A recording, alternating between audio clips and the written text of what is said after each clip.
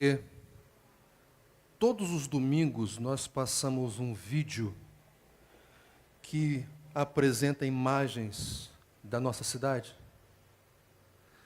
Você já parou para perguntar por que nós adotamos essa rotina? É verdade que hoje nós não iniciamos a nossa reunião aqui com um vídeo. Não iniciamos justamente porque eu iria passá-lo no início aqui desta reflexão. E há uma razão, queridos, porque todos os domingos esse vídeo é transmitido aqui. Saiba que não é para ocupar um tempo. Saiba que não é para nós termos mais um elemento artístico, digamos assim, compondo a nossa reunião. Não é por isso. Sabe por que é? Nós vamos responder hoje, por meio da última mensagem dessa minissérie intitulada Até que Ele Venha, a missão do povo que espera. Então peço que você abra, por favor, a sua Bíblia aí no texto de Jeremias, capítulo 29. Nós vamos ler o trecho que vai do versículo 4 ao versículo 9. Jeremias 29, de 4 a 9. O que esse texto nos propõe? Ele nos propõe o seguinte, que Deus não quer que nós ignoremos a nossa cidade, mas busquemos ativamente a sua prosperidade. Mais uma vez, Deus não quer que nós ignoremos a nossa cidade, mas busquemos ativamente a sua prosperidade. Texto da palavra de Deus que se encontra aí em Jeremias, capítulo 29, a partir do versículo 4. Vamos até o versículo 9. A palavra do Senhor diz assim: Assim diz o Senhor dos Exércitos, o Deus de Israel, a todos os exilados que deportei para a Babilônia: construam casas e habitem nelas, plantem jardins e comam de seus frutos. Casem-se e tenham filhos e filhas, escolham mulheres para casar-se com seus filhos e deem suas filhas em casamento para que também tenham filhos e filhas. Multipliquem-se e não diminuam. Busquem a prosperidade da cidade para a qual eu os deportei e orem ao Senhor em favor dela, porque a prosperidade de vocês depende da prosperidade dela. Porque assim diz o Senhor dos Exércitos, o Deus de Israel: não deixem que os profetas e adivinhos que há no meio de vocês os enganem. Não deem atenção aos sonhos que vocês os encorajam a terem. Eles estão profetizando mentiras em meu nome. Eu não os enviei, declara o Senhor. Vamos orar, queridos. Obrigado, Pai, por essa passagem que serve de base para algo que é muito relevante para a vida desta igreja. Me ajude, Senhor, a expor essa passagem de tal forma que este aspecto relevante da nossa vida comunitária fique muito bem claro, evidente, cristalino, destacável, não apenas aos nossos olhos, mas também ao nosso coração. Nos dê graças, Pai, agora, para que, em meio a essa exposição, o Teu próprio Espírito esteja trabalhando no nosso coração, de forma que o nosso olhar para a nossa cidade seja um olhar, de fato, evangélico. É a oração que eu faço a Ti, agradecido em nome de Cristo Jesus. Amém e amém. Antes, queridos, de ir para o texto propriamente dito, eu preciso trabalhar com um pouco de história com vocês. Claro, nós não temos tempo para lidar com toda a história de Israel, mas, e razão pela qual, ou seja, por isso, eu vou me deter apenas num período da história para cá. Vocês sabem que o primeiro rei de Israel foi Saul, e ele reinou em Israel por cerca de 40 anos. Saul foi infiel ao Senhor, e na sequência veio aquele rei que a Bíblia o chama segundo, ou um homem segundo o coração de Deus, Davi. Davi, então, foi responsável por estabelecer uma unificação mais abrangente de Israel. As 12 tribos, até aquele momento, não eram tão unificadas assim, mas no reino davídico, essa unificação se estabeleceu, de forma que agora sim, as 12 tribos de Israel formam um reino unificado, o reino chamado o Reino de Israel.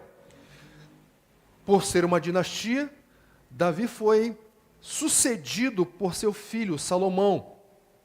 Um período de muita paz, de muita prosperidade, em que a nação se desenvolveu sobremaneira. E aí, ao final do reino de Salomão, como era esperado, o seu filho Roboão assumiu o reinado daquela nação. Contudo, Roboão era um homem insensato. Não tinha a sabedoria que o seu pai teve, pelo menos nos primeiros anos da sua caminhada como rei de Israel. E aí, o resultado da insensatez daquele homem foi justamente a cisão do reino. O reino agora passou a ser, antes ele era unificado, agora ele passou a ser um reino dividido, de modo que as 10 tribos do norte passaram a ser um reino diferente, chamado Reino do Norte, ou mais especificamente, Reino de Israel. E as tribos do sul, basicamente duas, formaram um outro reino, chamado Reino do Sul, ou Reino de Judá. Neste Reino do Sul, todos os reis eram da família, e tinham o DNA de Davi. Já os reis do norte não tinham relação com Davi. Quando você compara os dois reinos, o que você observa? Você observa que todos os reis do reino do norte foram infiéis ao Senhor. Todos, sem exceção. Razão pela qual, em 722 a.C., esse reino foi exilado, foi dominado pelo exército, pelo Império Assírio, e foi pulverizado no seu território, que inclusive era uma das estratégias dos assírios. Eles pulverizavam, eles separavam o povo geograficamente, destruindo assim aquela nação, ou pelo menos aquele reino do norte. Já o reino do sul, diferentemente, aquele que tinha todos os reis parentes, filhos de Davi, ou seja, filhos dos filhos dos filhos dos filhos, você pode identificar que ali, nesse reino de Judá, alguns desses reis foram fiéis. Alguns agradaram ao Senhor, mas nem todos. E aí, aquilo que aconteceu com o reino do norte, na medida em que o tempo ia passando, na medida que os reis do sul iam pecando, os profetas iam profetizando, arrependam-se, arrependam-se, senão o que aconteceu com Israel, e no contexto especialmente ali dos livros proféticos, quando se fala Israel, está normalmente, ou na maioria das vezes, esse nome está se referindo às tribos do norte, ao reino do norte. Então, se arrependam, os profetas diziam para os reis e para Judá, se arrependam, senão o que aconteceu com Israel vai acontecer com vocês também. Queridos, dito e feito, o povo não se arrependeu. E aí, o exílio veio. Não muito tempo depois de Israel ter sido exilado pelo Império Assírio, no ano de 586 a.C., o reino do sul, Judá, foi exilado. Só que este exílio foi sob o domínio de Babilônia, que teve na figura do seu rei, Nabucodonosor, um grande destaque. A nossa passagem, queridos, está no contexto do reinado, do domínio de Nabucodonosor. E, portanto, quando o profeta Jeremias escreve as palavras que escreveu, ele escreve se dirigindo especificamente, não unicamente, mas especificamente para o reino do sul, que agora está desfigurado, que agora está exilado em Babilônia. Nós sabemos que os componentes, que o povo de Judá não foi todo ele integralmente ao mesmo tempo para a Babilônia. Este exílio aconteceu em etapas, mas eles foram para lá, em 586 antes de Cristo. E aí, queridos, nós chegamos no momento em que precisamos dar atenção àquele contexto mais imediato da nossa passagem. Qual é o contexto imediato dessa passagem? Que informações são relevantes para nós entendermos por que Jeremias está falando o que ele está falando? Queridos, qual era a estratégia de Babilônia? Diferente do Império Assírio, que pulverizava o povo no seu império, o Império Babilônico, ele levava os líderes, os intelectuais, os jovens promissores para a Babilônia, para ali começar uma destruição de identidade. Você lembra do livro de Daniel? Lembra como Daniel é chamado ali? Daniel não é chamado por Nabucodonosor de Daniel. Vocês sabem disso, não sabem? Ele é chamado por outro nome. Beltesazar. Só que esse nome é um nome babilônico. Por que vocês acham que os babilônicos mudavam o nome dos seus escravos? Vocês lembram de Sadraque, Mesaque e Abednego? Lembram deles? Esses não eram os nomes originais deles, queridos.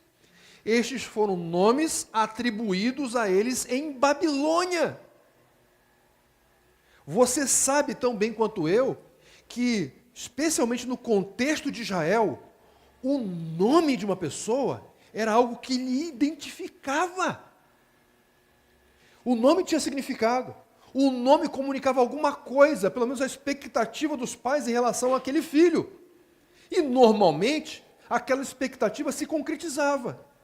De modo que, quando, no contexto de Israel, alguém recebia um nome, com este nome via a expectativa do estabelecimento, ou pelo menos do desenvolvimento de uma identidade.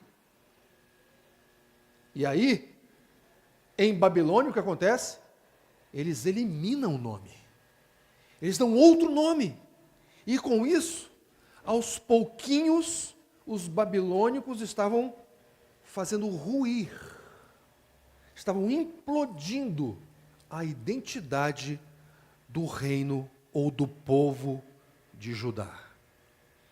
E aí, queridos, o povo estava lá, e não faltava profeta, nunca falta profeta, não é verdade? E aí, uns profetas, mais especificamente um deles, quando você lê o capítulo anterior, você vai se deparar com um homem chamado Ananias, um profeta que abordou a liderança de Israel, do reino de Judá, para proferir aquilo que, segundo ele, eram palavras do Senhor. Assim diz o Senhor. E o que supostamente o Senhor havia dito para aquele profeta? Havia dito que o exílio duraria apenas 2 anos. Quando você lê ali no capítulo 28, versículo 2, o texto diz assim: palavras de Ananias. Assim diz o Senhor dos exércitos, Deus de Israel: quebrarei o jugo do rei da Babilônia em 2 anos trarei de volta a este lugar todos os utensílios do templo do Senhor, que Nabucodonosor, rei de Babilônia, tirou daqui e levou para a Babilônia. Também trarei de volta para este lugar Joaquim, filho de Jeoaquim, rei de Judá, e todos os exilados de Judá que foram para a Babilônia, diz o Senhor, pois quebrarei o jugo do rei de Babilônia. Era essa profecia, queridos. Essa suposta profecia, essa suposta palavra do Senhor que estava sendo veiculada, estava sendo transmitida, disseminada para o povo no exílio. E aí, querido, sabe o que aconteceu? Sabe aquela história? Você falou do lado que eu escuto. Foi isso que aconteceu com o povo de Israel. Gente, nós estamos fora da nossa nação. Olha, Israel perdeu 2 dos 3 elementos que identificavam aquele povo como nação. Perdeu o templo, perdeu a terra, só não perdeu a lei. Mas 2 dos 3 principais fundamentos daquela nação foram por água abaixo. E aí, chega alguém e diz assim, olha, fica tranquilo, depois de amanhã, essa situação vai se resolver. Você não gostaria de ouvir uma mensagem dessa natureza? Gente, o povo, olha, quando ouviu que seriam apenas 2 anos, só pode ser o Senhor dizendo essas palavras. O Senhor é bom e a sua misericórdia dura para sempre, né? Isso significa que este jugo vai ser quebrado em pouco tempo e logo, logo nós vamos voltar para a nossa terra, reconstruir o nosso templo e resgatar, portanto, todos os pilares que sustentam esta nação: lei, templo, terra. Sabe qual é o resultado, qual foi o resultado de ter dado ouvidos a essa suposta profecia, a estas supostas palavras do Senhor? Sabe qual foi o resultado? Em primeiro lugar, desprezo pelas verdadeiras profecias, porque tinha gente falando diferente. Tinha gente falando diferente.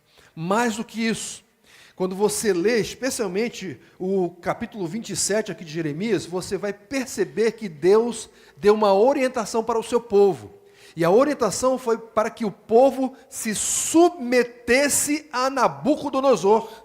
É isso mesmo, se submetesse àquele rei ímpio. Só que como, queridos, aquele povo estava, digamos assim, impressionado com aquela profecia de que em 2 anos eles voltariam se submeter a Nabucodonosor, coisa nenhuma. Então, o que se verificava, pelo menos naquele momento, era uma insubmissão ao rei da Babilônia. E, consequentemente, havia uma grande hostilidade em relação à cidade, à capital do império. Havia uma hostilidade em relação à Babilônia, uma resistência, uma postura que olhava para a cidade com um olhar negativo, um olhar depreciativo, um olhar rancoroso, um olhar que não foi orientado pelo Senhor. E aí isso tem consequência, não tem? Claro que tem. Se você é hostil você naturalmente vai adotar posturas que refletem, que correspondem à hostilidade. Então, se o povo era hostil em relação à babilônica, naturalmente haveria uma postura, uma atitude em relação a ela. E que atitude era essa? Era essa, um isolamento deliberado da cidade. Vejam, queridos, é possível que àquela altura estivesse claro para o povo que eles estavam ali por causa do pecado que cometeram durante anos. Então, esses pecados que foram cometidos aconteceram muito em função do povo de Israel ter se misturado, ter dado atenção às práticas que eram comuns entre os outros povos. Então, uma conclusão a que o povo de Judá poderia chegar é: se nós viemos para cá porque de alguma forma nós nos misturamos, porque nós adotamos práticas de outros povos que eram repugnantes diante do Senhor, então o melhor é que nós nos afastemos, que nós nos isolemos desses povos para garantir que nós sejamos perdoados e voltemos para a nossa terra no tempo que foi profetizado. Então, se por um lado o isolamento do povo tinha talvez o objetivo de não cometer os pecados que vinham sendo cometidos, também nós podemos afirmar que essa postura de isolamento era resultado dessa hostilidade que o povo tinha em relação à Babilônia. Contudo, queridos, algumas realidades precisavam ser reafirmadas. Por quê? Porque essas realidades iam na contramão da atitude, da mentalidade do povo de Israel. Quais eram as realidades que precisavam ser reafirmadas para aquele povo? E aí nós chegamos no nosso texto. A primeira realidade, o texto diz assim, versículo 4: assim diz o Senhor dos Exércitos, o Deus de Israel, a todos os exilados que deportei de Jerusalém para a Babilônia. Queridos, a primeira realidade que aquele povo precisava entender, assimilar, é de que o exílio, gente, não era consequência do poder de Nabucodonosor. O exílio não era fruto do desejo expansionista, imperialista de Babilônia, ainda que isso estivesse presente, ainda que este poder fosse uma realidade. Mas, queridos, esse poder, esse papel expansionista era apenas um meio pelo qual Deus cumpriria a sua palavra. E o que ele cumpriria por meio desses desejos expansionistas? O que Deus faria por meio desse desejo de Nabucodonosor de expandir o seu império? Ele pessoalmente exilaria o seu povo. Deus foi o responsável direto por exilar o seu povo, por desterrar o seu povo, por tirar o povo de Judá e levá-lo para uma terra estrangeira, uma terra cuja língua eles desconheciam, uma terra onde a sua identidade, se eles não tivessem o cuidado, não tomassem cuidado, a sua identidade seria diluída, destruída. Deus foi o responsável. Ele diz, é na primeira pessoa: assim diz o Senhor dos Exércitos, os Deus de Israel, a todos os exilados que eu deportei de Jerusalém para a Babilônia. Deus é o responsável. Queridos, há uma outra realidade importante de ser destacada aqui. A realidade é a seguinte: Deus fixou o tempo de exílio. Há um profeta aí dizendo: olha, vocês vão ficar aqui apenas 2 anos. Mas olha só, vire a página da sua Bíblia, lá no versículo 10. Assim diz o Senhor: quando se completarem os 70 anos da Babilônia, eu cumprirei a minha promessa em favor de vocês, de trazê-los de volta para este lugar. Olha, tem gente dizendo aí que são apenas 2 anos. Ah, meus queridos, olha, não é isso não. Não é isso. Sabe o que vai acontecer? Sabe qual é a realidade? Que vocês precisam entender, que vocês precisam assimilar. E onde eu coloquei a minha palavra, eu não coloquei a minha palavra na boca de quem está dizendo que esse exílio será em 2 anos. A minha palavra é esta: este exílio vai durar 70 anos. E, portanto, se tem gente por aí dizendo algo diferente, você pode ter certeza que eu não estou falando pela boca desse pessoal, porque Deus não fala pela boca de profetas mentirosos. Tanto é que o Senhor, não só aqui no capítulo 29, mas nos capítulos anteriores, vai dizer: estes profetas são mentirosos. Ali no capítulo 27, versículo 18, diz assim: não ouçam os seus profetas que dizem que em breve os utensílios do templo do Senhor serão trazidos de volta da Babilônia. Está vendo? Um pouquinho antes ele diz assim: não deem atenção às palavras dos profetas que dizem que vocês não devem sujeitar-se ao rei de Babilônia. Estão profetizando mentiras. Eu não os enviei. Aqui no capítulo 29, ele diz a mesma coisa, ali no versículo 9, um pouquinho antes: não deixem que os profetas e adivinhos que há no meio de vocês os enganem. Não deem atenção aos sonhos que vocês os encorajam a terem. Eles estão profetizando mentiras em meu nome. Eu não os enviei. Agora deixa eu dizer uma coisa para vocês, queridos. Sabe por que esses profetas tinham espaço ali entre o povo? Sabe por quê? Porque o povo queria ouvir aquelas palavras. Vocês acham que isso é coisa só daquele tempo? Hã? Claro que não é. Nós temos prédios aqui próximo, bem aqui perto, onde você tem um monte de gente supostamente sendo enganada. Não é assim? Mas essas pessoas, elas não são inocentes. Sabe por quê?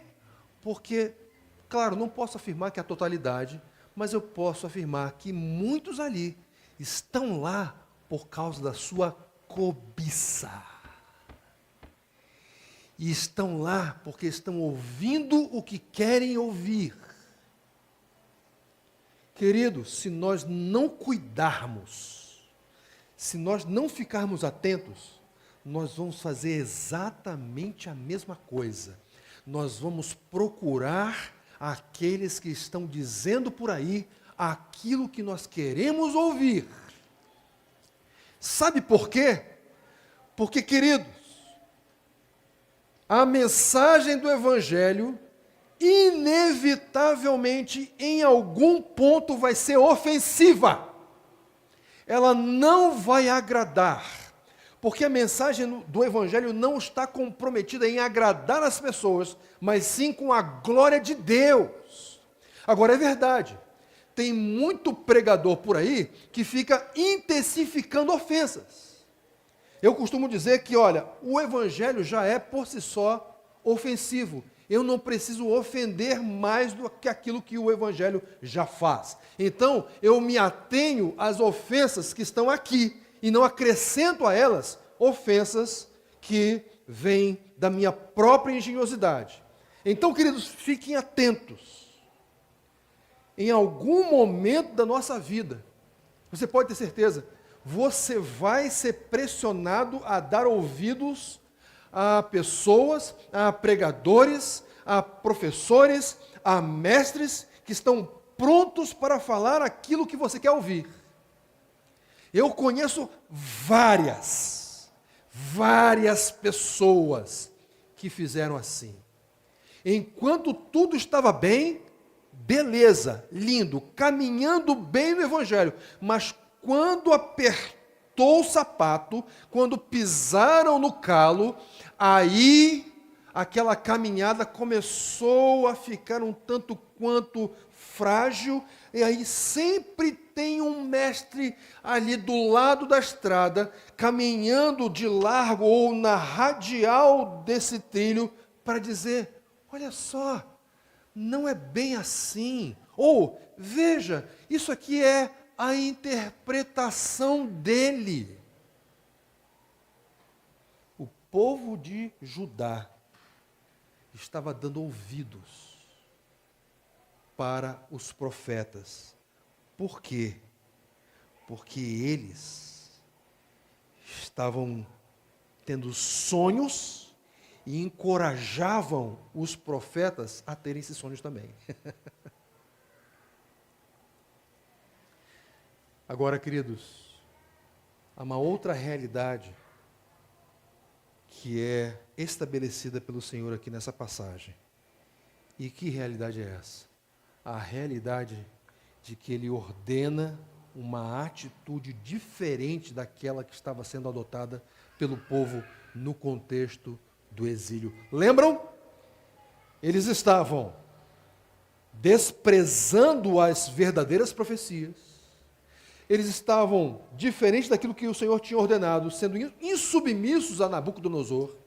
Eles estavam sendo hostis em relação à Babilônia e, consequentemente, estavam adotando um isolamento deliberado da cidade. Eles estavam sendo, naquele momento, aquilo que muita igreja hoje, um gueto, que não se comunica com o mundo. É uma espécie de, ou são uma espécie de Amish evangélicos, que são diferentes em coisas que não fazem a menor diferença. Nós somos sim chamados para ser um povo diferente. Mas diferente em quê? Percebe? O Senhor havia ordenado que o povo de Israel se submetesse a Nabucodonosor, e em função de estarem ouvindo as profecias que eles queriam ouvir, ou seja, falavam do lado que aquele povo escutava, eles começaram a fazer tudo diferente daquilo que o Senhor tinha ordenado, e razão pela qual o Senhor, nessa passagem, estabelece, indica que há uma ordem que deve ser seguida. Que ordem é esta? Que atitude diferente é esta? A atitude ordenada pelo Senhor nessa passagem é a seguinte, versículo 7. Busquem a prosperidade da cidade para a qual eu os deportei e orem ao Senhor em favor dela. Perceberam? Há uma ordem. E essa ordem deveria dirigir a atitude do povo em relação à Babilônia. Sim, gente, Babilônia. Aquela cidade que é o símbolo, que a propósito é utilizada lá em Apocalipse como o símbolo da pecaminosidade, da aversão, da oposição, da indiferença, do desprezo a Deus. É para uma cidade assim que Deus dá uma ordem. A atitude de vocês em relação à Babilônia é: busquem. Em outras palavras, tenham uma atitude ativa em relação a ela. Em outras palavras, o que Deus está dizendo é: eu vou colocar sobre os ombros de vocês uma responsabilidade em relação a essa cidade. E uma vez recebendo essa responsabilidade, vocês não devem ficar aí esperando algo cair do céu para que vocês tomem uma atitude, não. A responsabilidade é essa: busquem, adotem essa postura proativa em relação à cidade. Que atitude proativa é esta? Busquem a prosperidade da cidade, gente. Busquem a prosperidade da cidade para a qual eu os deportei. Vejam, queridos, o Senhor coloca junto com essa ordem aquela realidade de que foi Deus que colocou aquele povo ali. Então veja, aquele povo mesmo deportado, aquele povo mesmo exilado, mesmo passando por um tempo de peregrinação, ou seja, um tempo que não era definitivo, aquele povo continuava sendo povo de Deus e precisava ser ali o que foi, povo de Deus. E ser povo de Deus numa terra estrangeira, segundo a orientação do Senhor aqui, é buscar a prosperidade da cidade. Sabe qual é a palavra que é traduzida por prosperidade aqui? Sabe qual é? Alguém quer chutar? Não. Shalom. É claro, ela tem uma pequena variação para concordar com as palavras que estão à sua volta. A pronúncia nesse texto seria shalom, mas a palavra é shalom. Você conhece essa palavra, conhece? Você não conhece? Shalom, que normalmente é traduzida como paz. É ou não é? Pois é, queridos. Essa palavra shalom é uma palavra tão importante que ela não está presente apenas no vocabulário do antigo Israel. Está presente, inclusive, no hebraico contemporâneo. É uma palavra que compõe, digamos assim, o dicionário do hebraico contemporâneo. É uma palavra extremamente relevante. E detalhe, queridos, ela não significa apenas paz. A propósito, quando a palavra shalom, ela é traduzida como paz, essa é uma tradução relativamente pobre. Claro, nós devemos considerar que, atualmente, quando um judeu ou quando um israelense fala essa palavra, ele fala em contextos coloquiais. Por exemplo, essa palavra ela é muito usada não só para saudar, quando uma pessoa se encontra, como para se despedir.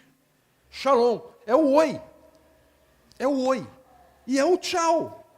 Então percebam, o uso contemporâneo parece que esvazia a palavra do seu significado. Porque, queridos, shalom significa, entre outras coisas, completude. Shalom significa um estado de satisfação. Shalom significa, queridos, estabelecer ordem onde havia caos.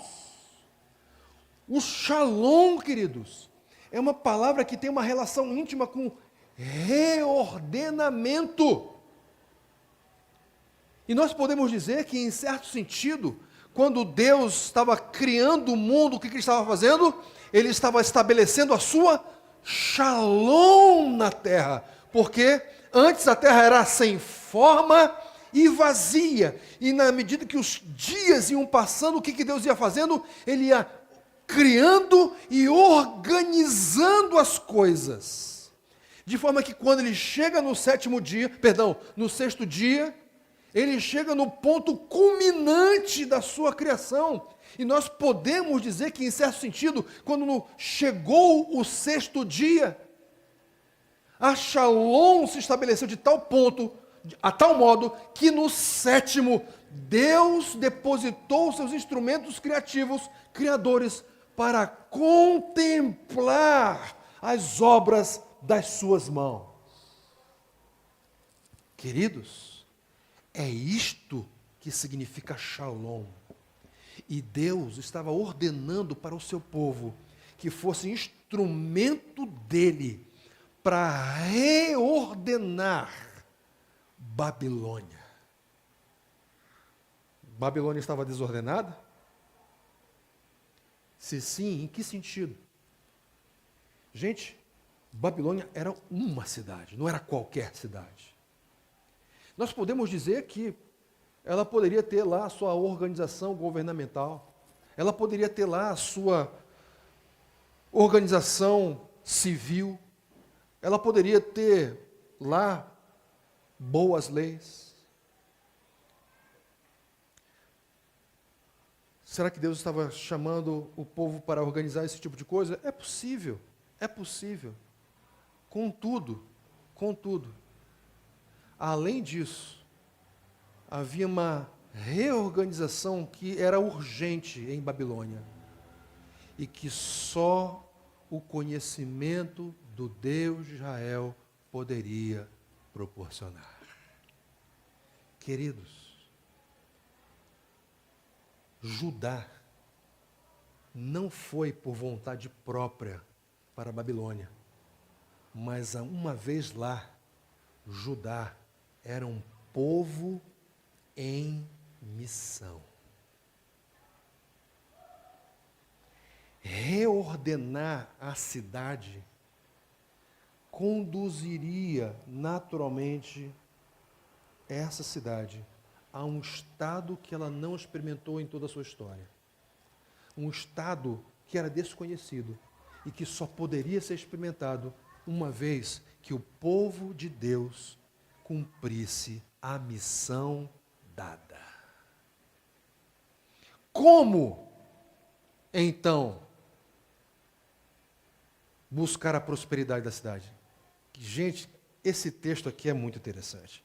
Olha só o que diz um pouco antes. Ele diz assim: assim diz o Senhor dos Exércitos, o Deus de Israel, a todos os exilados que deportei de Jerusalém para a Babilônia: construam casas e habitem nelas, plantem jardins e comam de seus frutos, casem-se e tenham filhos e filhas, escolham mulheres para casar-se com seus filhos e deem as suas filhas em casamento, para que também tenham filhos e filhas, multipliquem-se e não diminuam. Gente, olha só.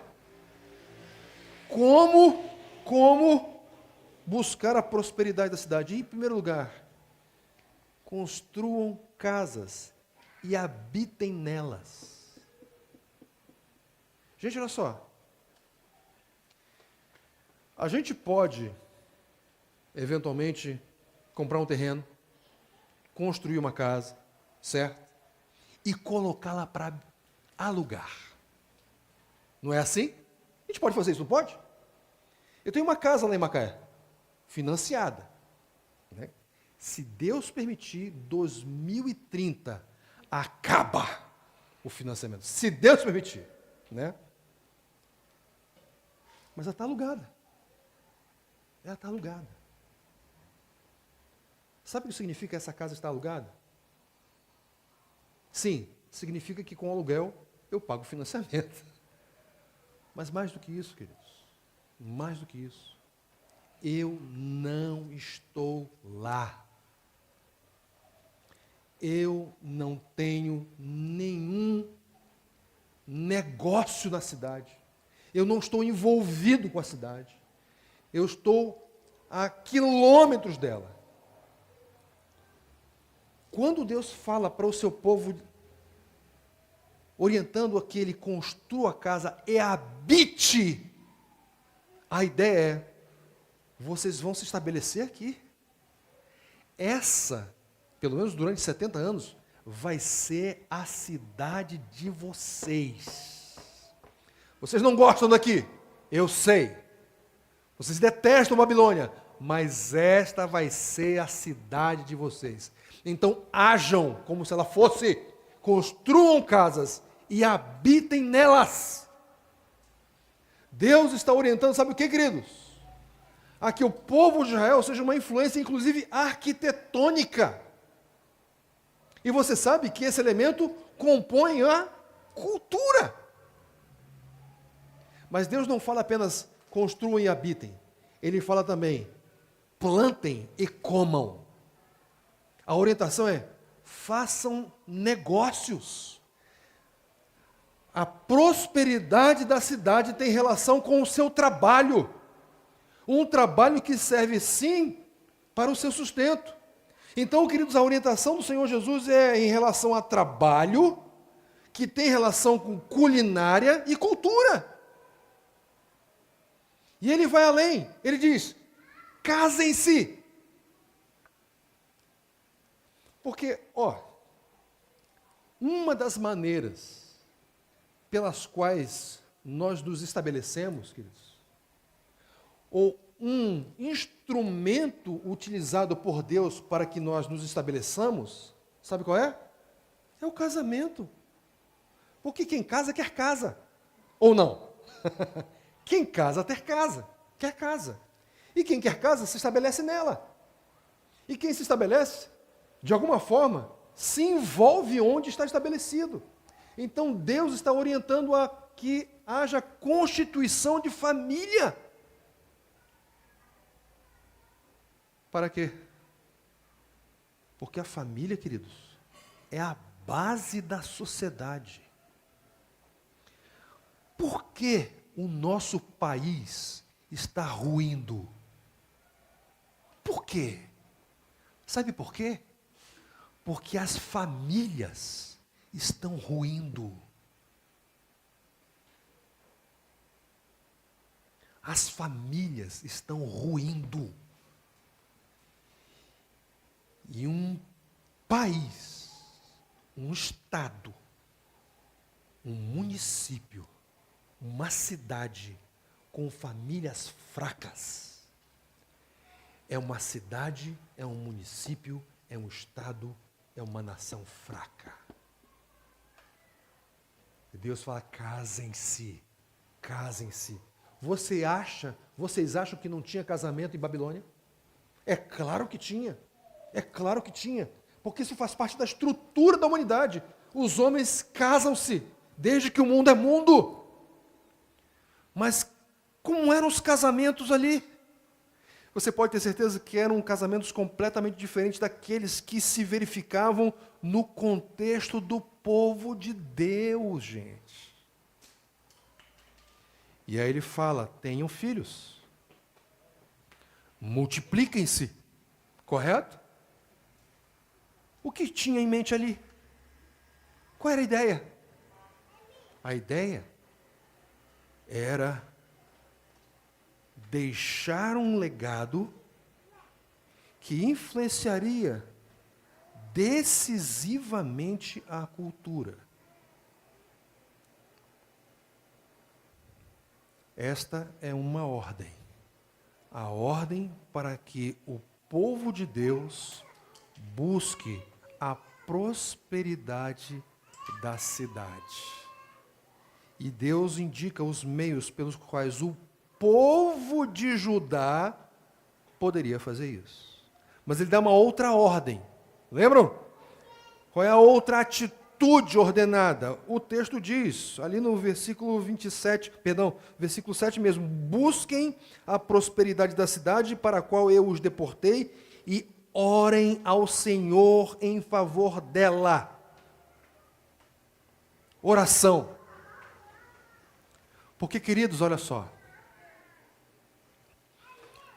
O nosso trabalho, ele é um trabalho eminentemente espiritual. Nós vemos pelas ruas da cidade afrontas ao povo de Deus. Nós vemos afronta a determinadas decisões que uma determinada parte, um determinado segmento da sociedade toma. Mas, queridos, essa oposição, essa avalanche contrária a um setor da sociedade, queridos, isso aí é espiritual, gente. É espiritual. É por isso, queridos, é por isso que é uma ingenuidade, é uma tolice nós acharmos que a Shalom da cidade, a Shalom do Estado, a Shalom do país vai ser estabelecida por meio de um político A, um político B. Eles podem até contribuir de certa forma, mas queridos, não sejamos ingênuos, não sejamos tolos, não sejamos, porque o ordenamento no nível que é retratado nas Escrituras não é algo que é possível de ser instituído por meio do braço do homem. Ele só pode ser instituído pelo braço do Senhor. E por isso nós precisamos clamar. Nós temos o compromisso ativo de interceder. Era justamente isso que o Senhor estava orientando o seu povo, o povo de Judá, ali em Babilônia. Intercedam por essa cidade, porque ela está debaixo da escravidão espiritual, uma escravidão que só eu posso resolver. O povo é então convocado a clamar por Babilônia, por clamar, orar em favor de uma cidade que era desfavorável para o próprio povo.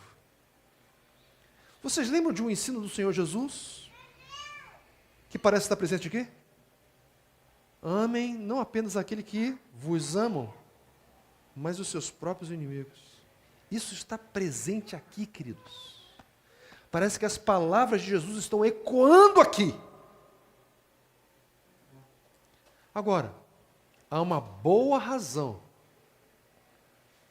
para obedecer a essa orientação do Senhor. Que razão é esta? O texto diz, final do versículo 7, por quê? Porque a prosperidade de vocês depende da prosperidade dela. O que o Senhor está dizendo é o seguinte: se esse reordenamento for buscado por vocês, isso obviamente vai respingar em vocês. Agora eu vou advogar em causa própria. Lembro de Hebreus? Lembro que Hebreus fala a respeito da postura da igreja em relação aos pastores fiéis. Lembra qual é a atitude que a igreja deve adotar? Ela deve adotar uma atitude que torne o trabalho deles leve e satisfatório. E o autor de Hebreus afirma que isso vai ter efeitos sobre o próprio povo. Sobre o próprio povo. A lógica é a mesma aqui, queridos. Uma vez buscando a prosperidade, a shalom da cidade, o próprio povo seria beneficiado por esse reordenamento que é provocado quando o povo de Deus cumpre a sua missão na cidade.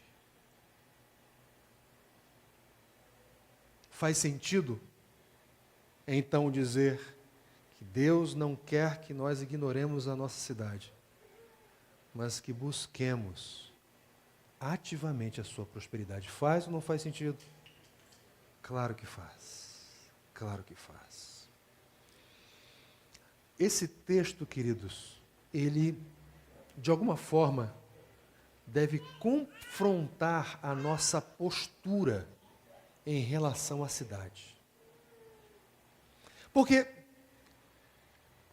se nós formos honestos, nós vamos perceber que não é incomum nós adotarmos uma de duas atitudes em relação à cidade.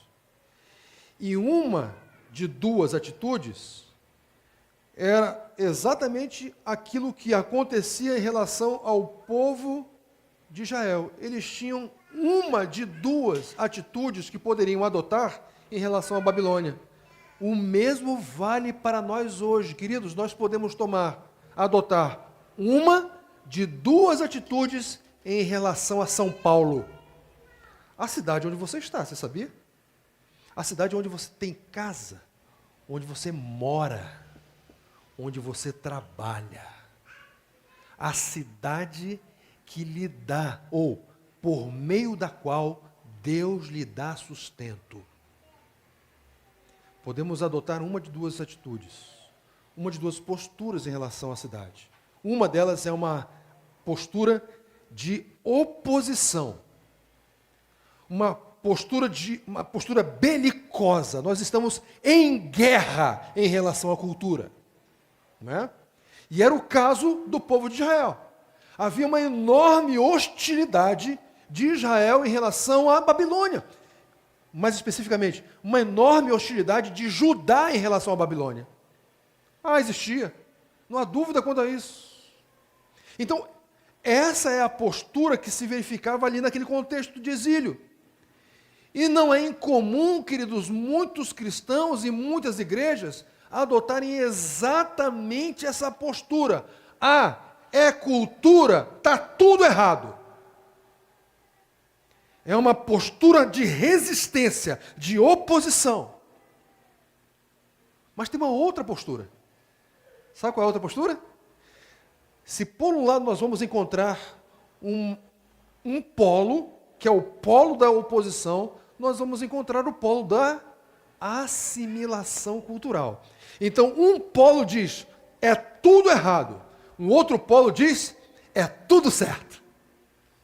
Num polo nós temos rejeição absoluta. No outro polo o que nós temos? Assimilação, aceitação sem reservas, sem questionamentos, sem critérios. E gente, eu sei que você sabe tão bem quanto eu, tem igreja por aí que está cantando no louvor, tu és santo, tu és santo. Mas o que se vê nos bancos dessas igrejas, o que nós vemos ali? Uma assimilação cultural sem questionamentos. Porque tudo dá certo.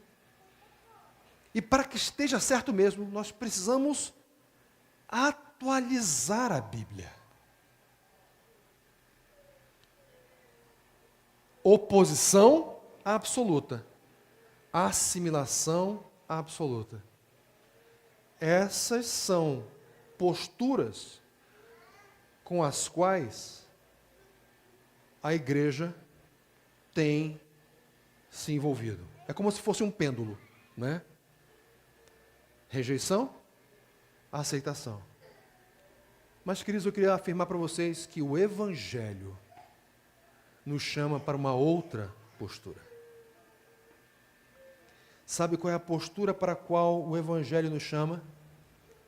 É sermos, ao mesmo tempo, contraculturais, mas também pró-culturais. O Evangelho nos chama para sermos, ao mesmo tempo, contra e a favor. Contra o quê? Contra tudo aquilo que vai contra a palavra de Deus, contra tudo aquilo que desmerece, que enfraquece, que não faz com que nós reconheçamos a grandeza de Deus, o seu poder e o fato e a realidade de que Ele reina soberano sobre tudo e todos, e de que todos devem se submeter a Ele. Então nós devemos ser contra tudo aquilo que se opõe a Deus. Contudo, queridos, nós devemos tomar o cuidado para não irmos para um extremo e dizer que tudo da cultura é ruim, tudo da cultura é pecaminoso, porque nós sabemos que não é. Porque mesmo numa cultura marcada pelo pecado, nós vamos conseguir, pela graça de Deus, e particularmente pela graça comum de Deus atuando, nós vamos conseguir perceber o belo, o verdadeiro e o bom. Nós temos aqui um advogado. Nós temos ou não temos boas leis? Elas podem não ser praticadas. Mas nós temos boas leis, queridos. Então, porque essas leis não foram formuladas por um crente, nós vamos rejeitá-las? É claro que não, gente. O povo de Deus é um povo inteligente. É um povo que tem uma cosmovisão transformada, cujas lentes são as lentes do Evangelho. E, portanto, nós precisamos, queridos, adotar uma postura que seja de acordo, em harmonia com a mensagem do Evangelho.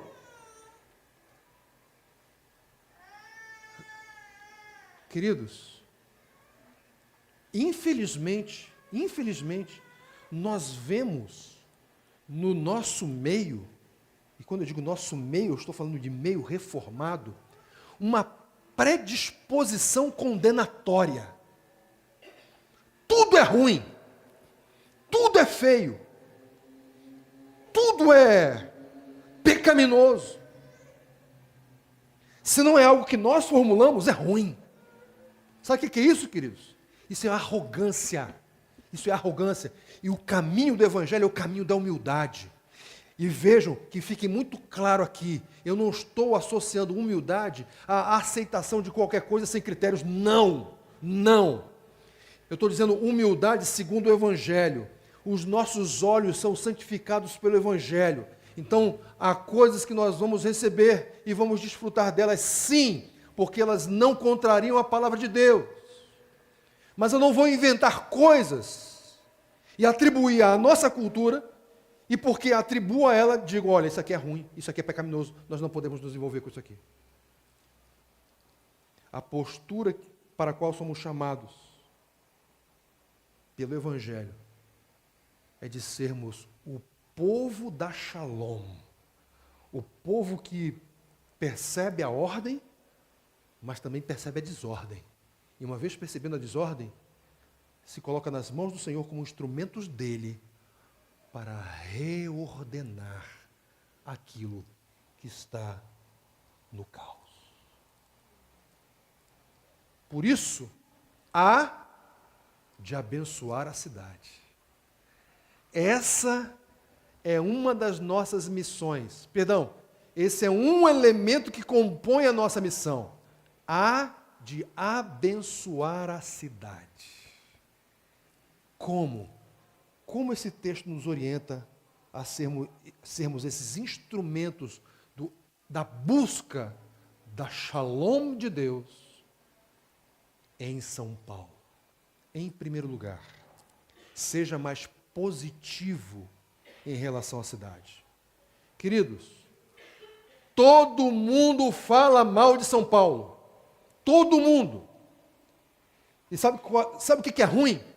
É que nós somamos esse número. A gente fala, não, a gente quer fazer diferença no mundo. Todo mundo fala mal de São Paulo, inclusive você. Você está fazendo uma bela de uma diferença, não está? Queridos, falar bem, ser mais positivo em relação a São Paulo, não significa negar as suas deficiências. Nós não somos negacionistas, mas nós também não somos coveiros. Porque muitos de nós assumimos essa postura de pegar a pá e jogar um pouquinho mais de terra na nossa cidade. Nós não fomos chamados para isso. Seja mais positivo em relação a São Paulo. Eu vou repetir o óbvio aqui, porque nunca é demais dizer o óbvio. Esta cidade é um instrumento que Deus usa para lhe sustentar. Ah, eu ganho pouco, mas você ganha alguma coisa. E essa alguma coisa que você ganha vem de Deus por meio dessa cidade. Seja agradecido. Então seja mais positivo em relação a ela. Além disso, fortaleça a sua família.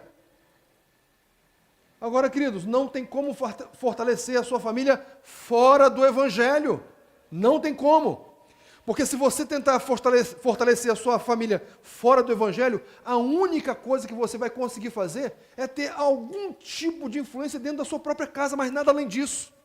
Você pode, no máximo, reordenar um pouquinho as coisas no seu lar, mas não fora dele. Em terceiro lugar, plantemos mais igrejas. Preste atenção. Que mudança você percebe do Antigo para o Novo Testamento? Você percebe que no contexto aqui de Jeremias 29, a ordem é: tenham filhos, multipliquem-se. Perceberam isso? Vocês perceberam que no Novo Testamento não tem nada disso? Vocês perceberam que não tem nenhuma ordem no Novo Testamento para nós multiplicarmos filhos? Veja, eu não estou dizendo que o Novo Testamento é contra você ter filhos, eu não estou dizendo isso. Eu estou dizendo que esta ordem de multiplicação por meio de filhos não se encontra mais no Novo Testamento. Não se encontra mais. Eu sei que tem uns reformadinhos aí, né? Tenha 10 filhos, está obedecendo. Não está nada. Não está nada. Lê do engano. Teologia pobre. Teologia tola. É bom ter filhos. Sim. Nós incentivamos que tenham. Mas a dinâmica no Novo Testamento não é essa. Sabe qual é a dinâmica do Novo Testamento? Sabe qual é? Olha para o livro de Atos. Multipliquem igrejas. Multipliquem igrejas. Toda autoridade me foi dada nos céus e na terra. Portanto, vão, façam filhos em todas as nações. Não? Não. Façam discípulos, que inclusive podem ser filhos, mas não só filhos. Façam discípulos de todas as gentes, batizando-os em nome do Pai, e do Filho, e do Espírito Santo, ensinando-os a obedecer a tudo que eu ordenei. A ordem, queridos, neotestamentária, é: façam igrejas, multipliquem igrejas. Queridos, Tim Keller foi o homem de Deus que me convenceu disso. Tim Keller foi o homem de Deus que me convenceu que eu teria que voltar para São Paulo. Sabe por que eu resistia a voltar para cá? Sabe por que eu resistia?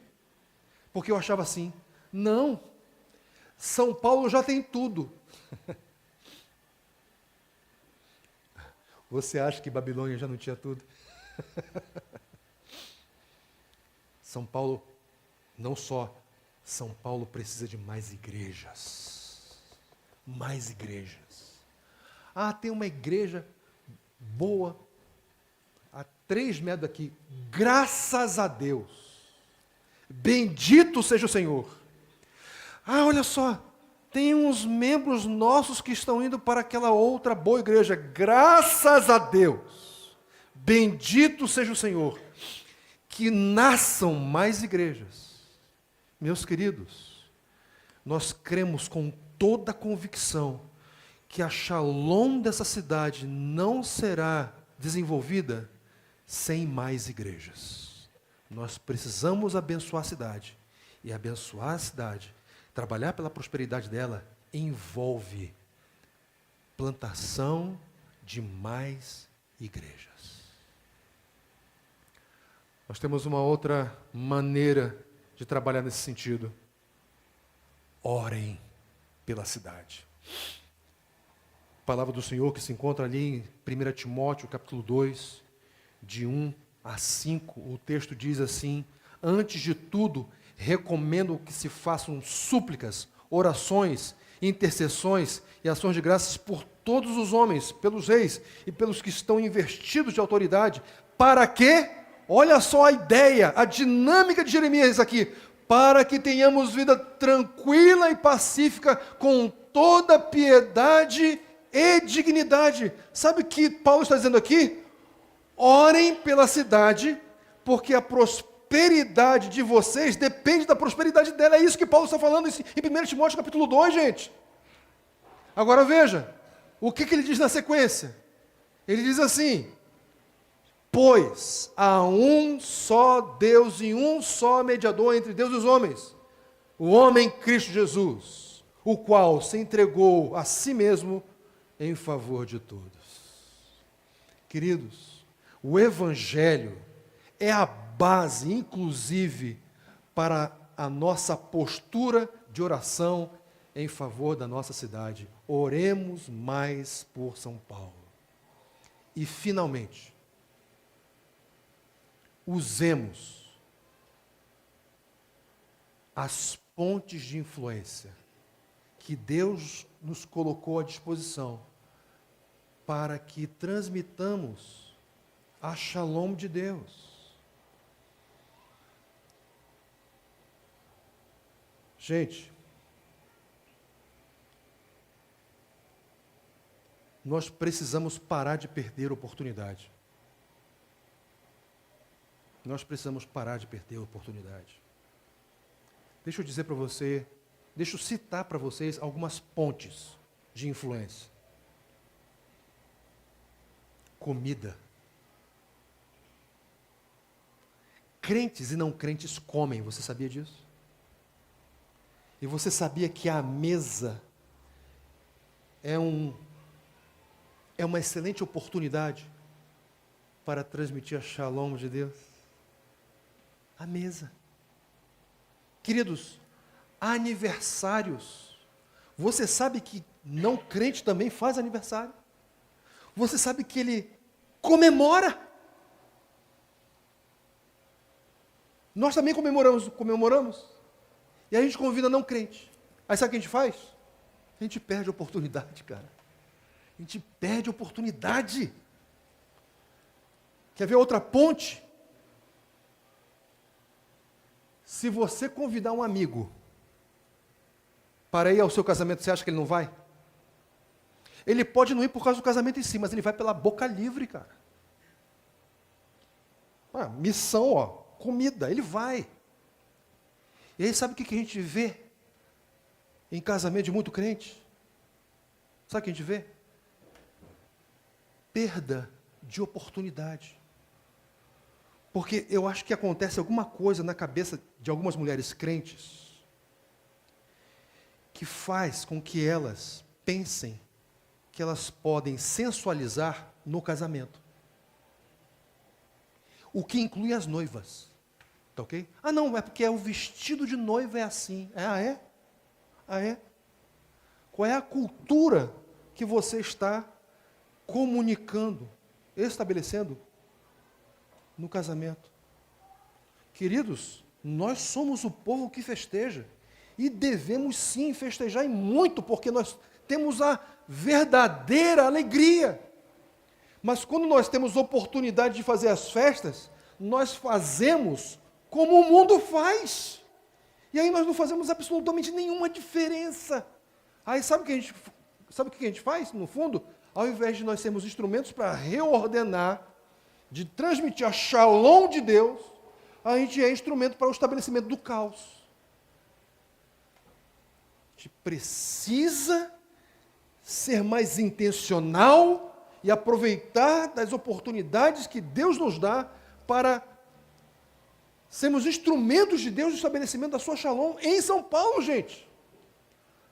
Trabalho, futebol, tudo isso, queridos, tudo isso é elemento da nossa cultura e que a gente joga no lixo. Porque não é espiritual. Usemos as pontes de influência, porque elas são as portas que Deus abre para nós buscarmos a prosperidade da nossa cidade. Jesus, por meio do Evangelho, trouxe prosperidade para nós. Nós éramos escravos, nós estávamos numa cela, acorrentados pelo pecado, e a paz de Deus chegou até nós. Fomos libertos, passamos a ter uma relação com Deus e a desfrutar de uma alegria que muito provavelmente essa cidade desconhece. Nós sabemos algo que essa cidade não sabe. Quem deve anunciar isso que é desconhecido? Anjos? Não, é a igreja de Cristo.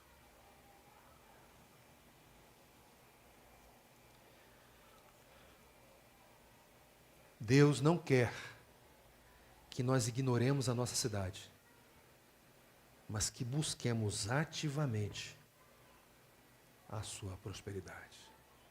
Meus queridos, nós somos um povo em missão. Sim, a nossa cidade, ela pode ser cinza, ela pode ter cor de concreto.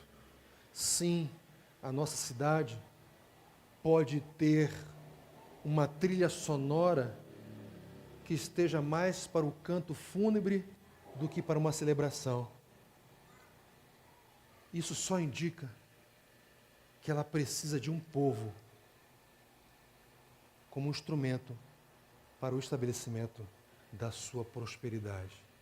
Claro, nós não temos poder para redimir completa e exaustivamente essa cidade, mas Deus nos deu a mensagem do Evangelho, que pode lançar luz para ela, mudando não só de cinza para algo colorido, mas mudando inclusive a trilha sonora dessa cidade.